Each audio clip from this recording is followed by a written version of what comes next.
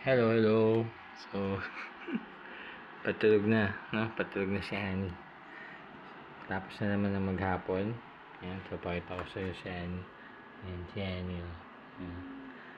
So, bakit tataka kayo? Bakit baligtad, no?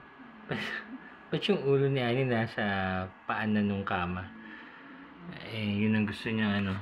Yun ang gusto niya. So, nadamay ako dun. Pati ako dun sa... Dito rin ako nahihiga sa tabi niya. So, meron siya ditong... Ayan yung position niya, side view. Doon lang siya natutulog. Pero hindi side view na side view. Kailangan naka-angle na konti yung ano niya, yung lower body. Para hindi masyadong nakatagilid.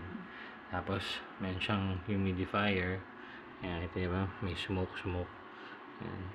Kasi it helps her breathe, no? Para mas manipis yung hangin. Tapos, ano pa? Ito. Essential. Si Maria Bambina. Yeah, tabi sila. And Mama Mary. Baby Mama Mary. Ayan. Gusto niya hindi nakatapat sa kanya. Nakakakalma yata.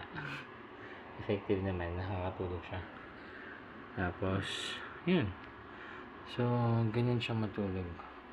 Pero, kita nyo, dilat pa. Siguro, mga ano pa yan. 15, 20. Pag on bad days, mga 30 minutes. Ano pa yan, manggigising-gising pa yan hanggang sa... Kasi nakita niyo yung kamay niya, di ba? Nakakatang yun. Matatanggal niya yun for some reason. Matatanggal yan maya-maya. Tapos, uungol yan. So, hindi pa ako pwede matulog sa tabi niya. Kailangan ibalik ko na ibalik. Sabi ko nga, igugulo ko na para hindi matanggal. Kasi gagalaw yung head niya. Ayan, tapos yun, she's using a wedge pillow. Pero ayaw din naman na masyadong mataas doon. Ganyan lang. Tapos, eto. No? Gusto niya yung hand niya nakalaylay dyan. Tapos, nakakapit dito. Ayan. May mga ganun siya. Pag hindi niya nagawa yun, may hirapan siya matulog. Gusto niya yan. Tapos, gusto niya yung kumot. Naka-cover yan. Pag hindi ko nagawa yun, yan, uungol din siya ng uungol. Okay. So, again, you can still see meron pa rin siyang tissue na kagat, no? Kasi nga hypersalivation. Magdudrool siya na magdudrool kapag wala yun. So, pinapalitan ko rin yun all throughout the night.